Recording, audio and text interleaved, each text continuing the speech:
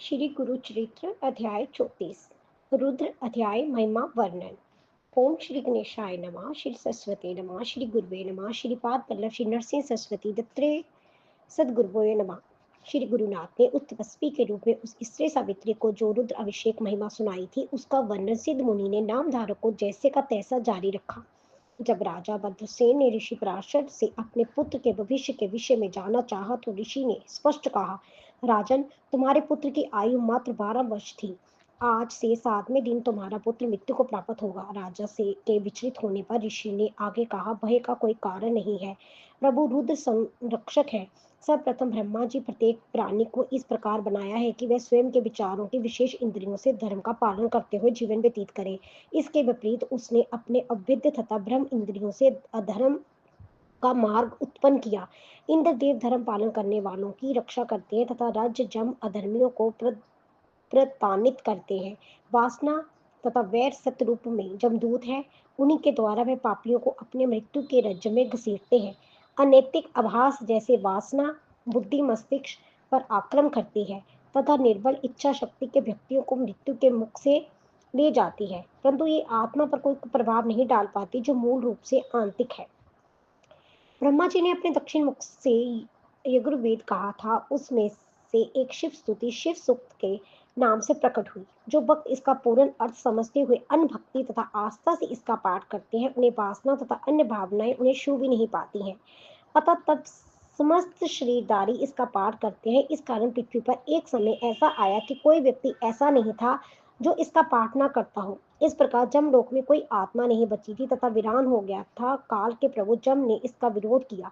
तब ब्रह्मा जी ने उन्हें एक मार्ग सुझाया जिसे जम कम से कुछ आत्माओं द्वारा अपना राज्य चला सके तथा कहा, जो व्यक्ति वेदों का पाठ असंगत रूप से करेगा, जैसे उठते हुए, खड़े हुए, चलते हुए, मदिरा पान के पश्चात उसमें अविविश्वास से, तो वह ईश्वर के समक्ष पापी होगा। उन्हें जम निम्न पूर्वक दंड देगा, अपने राज्य में घसीट सकते हैं। अतः ईश्वर यथार्थ में मृत्यु के विजेता तथा मुक्तिदाता है।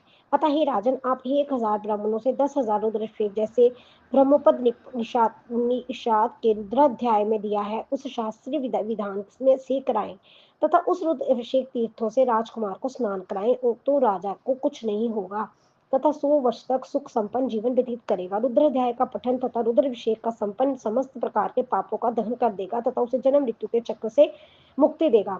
उन्होंने कहा कि संसारी जीवन में रुद्राभिषेक समस्त रोगों की रामबाण औषधि है। उसके पश्चात समस्त ऋषियों की ब्रह्मा ने सलाह दी कि वह रुद्राभिषेक करे। ऋषियों ने ये आराधना समस्त मानव जाति में फैला दी कि समस्त और रुद्र जाप और रुद्र अध्याय की ध्वनि सुनाई पड़ने लगी। कभी भी तथा कहाँ भी जमराज के दूत उन्हें रुद्र जाप से उत्पन्न आध्यात्मिक रंगों की उष्मा से जलकर मांगना पड़ता था। जमदूतों ने अपना दुख जमराज को सुनाया। जम पुनः ब्रह्म के पास दौड़े तथा उस विषय में बताया। ब्रह्मा ने जमराज से कहा कि वे अपने दूतों को निर्देश दे कि वे उस स्थान पर बिल्कुल ना जाएं जहां पर रुद्र अध्याय जब पुरुष सूक्त का पाठ हो रहा हो। वे केवल उसी स्थान पर स्वतंत्र से घूम सकते हैं जहां इन दोनों शास्त्रों का पाठ ना होता हो। ऋषि पराशर ने राजा को सलाह दी कि वे 100 ब्राह्मणों को निमंत्रण दे तथा 10,000 रुद्राभिषेक कराने की व्यवस्था करें तथा राजकुमार की रुद्र अभिषेक तीर्थ में से सावित्री स्नान कराएं। मात्र वही राजकुमार का जीवन बचा सकता है।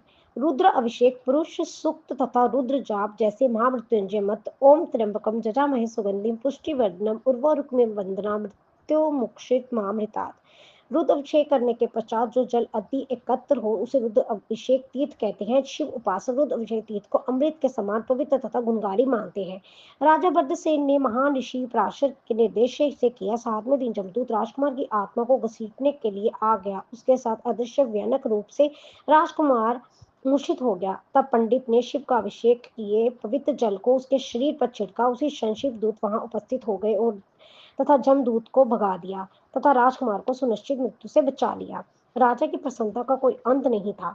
उसने उदारता से पंडितों को दान दिया। उन्हें विदा होने पर राजा ऋषि पराशर के दर्शनार्थ गए। इसी बीच देवर्षि नारद वहां आ गए। उन्होंने राजा को बताया कि उस कठिन परिस्थिति में वहां पर क्या हुआ था।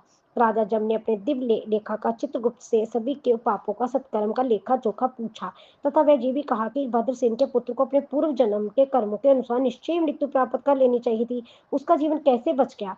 चित्रगुप्त ने भगवान के आदेश अनुसार उन्हें स्पष्ट रूप से कह दिया कि राजकुमार रुद्राक्ष की पवित्र शक्ति से अकाल मृत्यु से बच जाएगा। वह अपने जीवन का संपूर्ण काल जीवित रहेगा। इस प्रकार सृष्टि के रचयिता का भी आदेश बदल गया। जैसे श्री गुरु ने बताया था, तब देवऋषि नारद ने राजा को आशीर्वाद दिया तथा वे अंतर्ध्यान हो गए। इस प्रकार श्री गुरु चित्र परम अमृत कथा तथा कल्पतरु श्री नरसिंह सरस्वती का आख्यान जो सिद्ध नामधारक संवाद के रूप में कहा गया है, उसका रुद्र अध्याय महिमा वर्णन नामक 34वां अध्याय संपूर्ण हुआ। मैं इसे श्री गुरु दत्तात्रेय को समर्पित करता हूँ। ओम श्री दत्तात्रेय नमः।